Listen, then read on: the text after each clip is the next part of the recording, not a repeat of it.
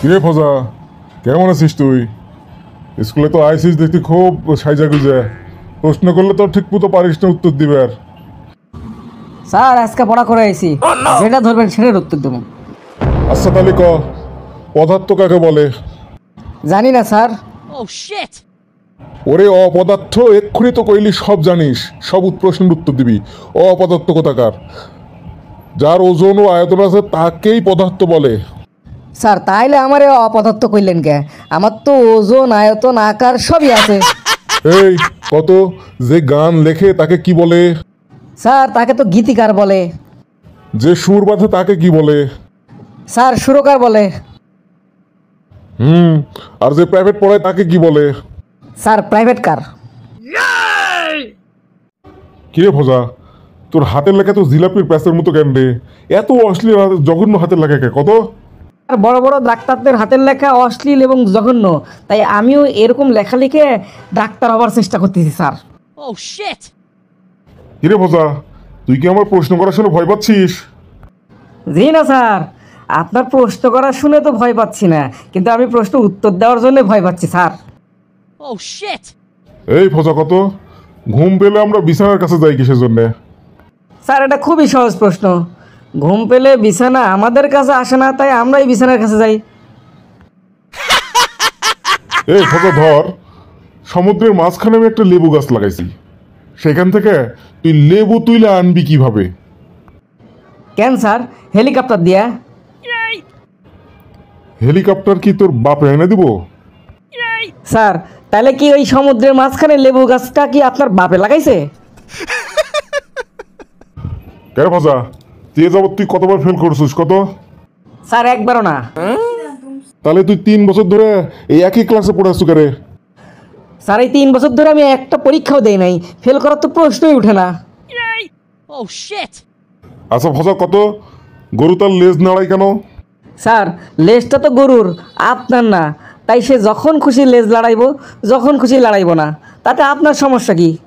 কি কইলি হারামজাদা, ক্লাসের মধ্যে এসব আজে বাজে উত্তর দেওয়ার অধিকার তোকে কে দিছে? স্যার আপনি স্যার হয়ে ক্লাসের মধ্যে এসব আবাল মার্কা প্রশ্ন করতে আপনাকে কে অধিকার দিছে? এ ভোজা, তাইছিস যখন একটা ভালো দেখে গান শুনে, আজকে অনুরোধের গানের আসর তোগারে বসায়া দিছি, একটা ভালো দেখে গান শুনে মন একটু ঝাক্কা নাক্কা হোক। স্যার গান তো শুনবেন, কিন্তু গান শুনে আবার যে চেয়ার থেকে ওটার দৌড় না মারেন, আমি আবার সেই টাইপের গান গাওয়ার পারি।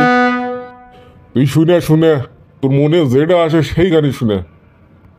ট্যাঙ্কিয়া আমার সাদা হইয়া গেছে, পানি থাকে না। ট্যাঙ্কিয়া আমার সাদা হইয়া গেছে, পানি থাকে না। এই থাম থাম, কি বদমাইশি গান শুরু করছু? চুপ কর, তোগারে না পারা গেল না। স্যার গান তো গানই, এটা আবার বদমাশের কি হলো? এই গান যদি গায়ে বদমাশ হয়, তাহলে শিল্পীরা কি জন্য গেল, আর এই দেশের কি জন্য সেই গান প্রচার হলো? কি জন্য সে সরকার এই গানগুলো ব্যান করে না স্যার, কোন তো আগে? এই শোন, দুনিয়ায় ভালো মন্দ দুইটাই আছে, সবগুলাই তোর চোখের সামনে ভাসবে আসবে। এখন তুই ভালোটা গ্রহণ করলে ভালো, আর না গ্রহণ করলে তো যাবি জাহান্নামে রে। ঠিক আছে স্যার, তাহলে একটা গজল গাই। গজল কিন্তু স্যার আমি খুব ভালো গাবার পারি। গা গা, গজল শুনতে তো আমারও ভালো লাগে, গা একটা সুন্দর দেখে গজল গা। ত্রিভুবনের প্রিয় মুহাম্মদ, ত্রিভুবনের প্রিয় মুহাম্মদ, এলো রে দুনিয়ায়।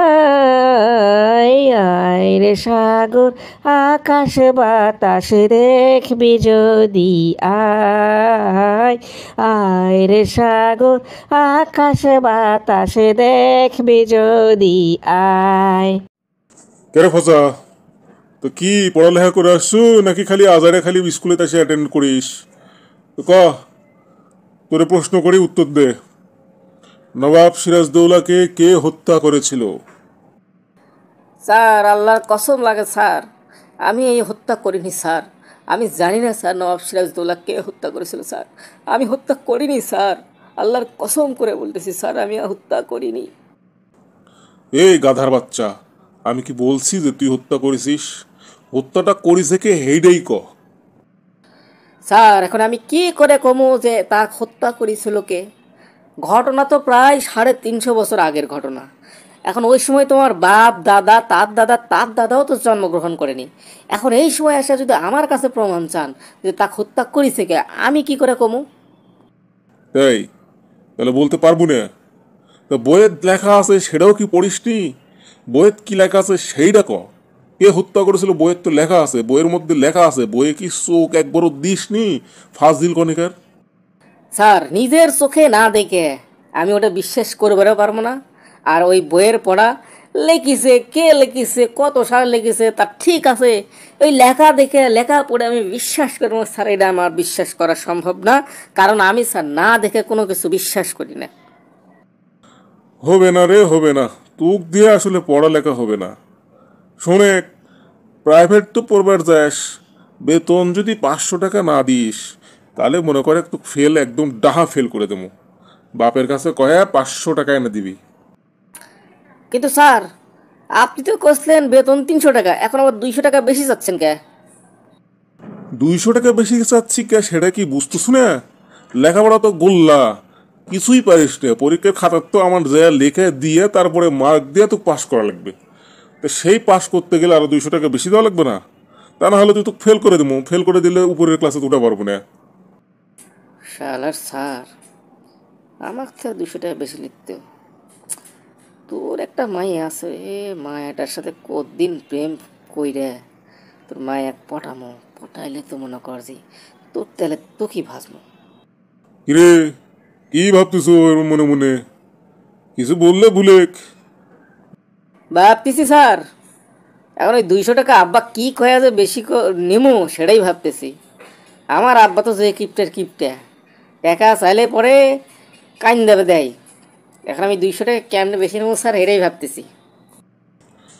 আচ্ছা ঠিক আছে, তুই 200 টাকা মৌকুব করে দেওয়ার পারি। তোকে একটা প্রশ্ন করতেছি, সেই উত্তর দে। পৃথিবী সূর্যের চারিদিকে ঘুরে না সূর্য পৃথিবীর চারিদিকে ঘুরে? স্যার এই প্রশ্ন সহজ, পারমো স্যার পারমো।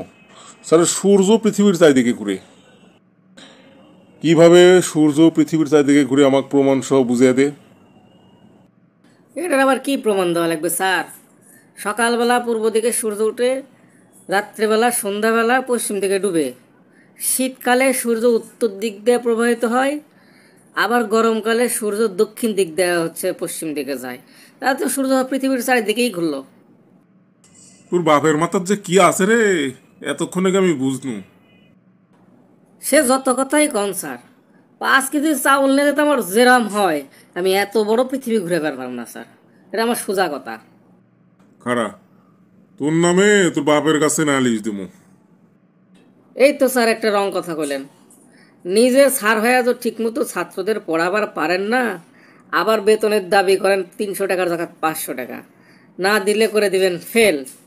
এগুলা কথা আপনি কন, আবার আপনি কইতেছেন এখন আমার বাপের কাছে বিচার দিবেন। স্যার একটা কথা কই, মাই আপনার ঘরে কিন্তু একটা সুন্দর আছে। কেন ফজা, তোর এগুলা কথা কওয়ার লাগবে কত? বিয়ে তো হয়ে গেছিল। আর তোকে না ভয় দেখানো রে, কিছু কমো না যা। আচ্ছা ফজা কত, তোকে আর একটা প্রশ্ন ধরি। ওয়েলকাম মানে কি কত? স্যার ইদানিং খালি সহজ সহজ প্রশ্ন ধরা শুরু করছে। স্যার ওয়েলকাম মানে তেল আসছে। ওয়েলকাম মানে তেল আসছে? তো ক দেখি বুঝে ক। ওয়েলকাম মানে তেল আসছে, এটা আমাকে সুন্দর করে ভেঙে বুঝে ক। স্যার অয়েল মানে কি? অয়েল মানে তেল। আর কাম মানে কি? কাম মানে আসা। তাহলে ওয়েলকাম, ওয়েলকাম মানে তেল আসছে হলো না? কিরে ফজা কত, তুই স্কুল আসিস কিসের জন্য? কেন স্যার, শিখার জন্য আসি। তাহলে তুই বেঞ্চে বসে ঘুমাচ্ছিস কিসের জন্য? স্যার আজকে তো শিখে স্কুলে আসে নাই, তা কি করবো ঘুমামোনাতে। আচ্ছা কত, পাখি কাকে বলে? স্যার যার পাখা আছে, উঠতে পারে এবং সুমধুর সুরে গান গাইতে পারে তাকেই পাখি বলে। সাবাস সাবাস, তাহলে একটা উদাহরণ দে। স্যার মাসি। আচ্ছা ফজা ক, এইচএসসির পূর্ণরূপ কি? স্যার হেডমাস্টার স্যান্ডেল চোর। হারামজাদা শয়তান ছেলে। স্যার আপনারটাও ঠিক আছে। আচ্ছা ফজা ক, তোর বাড়িতে গ্যাসও নেই লাড়কিও নেই, তাহলে চুলায় আগুন জ্বালাবে কিভাবে? স্যার চুলার মধ্যে রবি সিম দিয়ে বলবো জ্বলে ওঠো আপন শক্তিতে, তাহলেই জ্বলে যাবে। আচ্ছা ফজা ক, এমন একটা জায়গা পুরুষ মানুষে বানাইছে কিন্তু পুরুষ মানুষ যাইতে পারে না, এরকম একটা জায়গার নাম ক। স্যার এটা তো খুবই সহজ প্রশ্ন, লেডিস টয়লেট। আচ্ছা ফজা কত, something is better then nothing এর মানে কি? স্যার শামসুদ্দিনের বেটার ঘরের নাতিন। স্যার আপনি কি মুরগি? কি হারামজাদা, ফালতু প্রশ্ন করিস কে? আমি মুরগি হতে যাবো কেন? স্যার প্রত্যেক পরীক্ষায় আমার খাতায় আন্ডা দেন কিসের জন্য? আচ্ছা ফজা কত, একটা বাস ঘন্টায় 10 কিলোমিটার যায়, তাহলে আমার বয়স কত? স্যার 50 বছর। ভেরি গুড, কিভাবে পারলু রে? স্যার আমার এলাকায় একটা হাফ পাগল আছে, তার বয়স 25 বছর। আপনি তো ফুল পাগল, এই জন্য স্যার আপনার বয়স 50 বছর। পুরো ক্লাস জুড়ে তো খালি উল্টা পাল্টা প্রশ্নের উত্তর দিলি। এখন ক, ডায়লগ বলবি না প্যারাগ্রাফ বলবি? স্যার ডায়লগ বলবো। আচ্ছা ঠিক আছে বল, ডায়লগই বল। এই স্যার মারবো বগুড়াই, লাশ পড়বে মাগুরাই।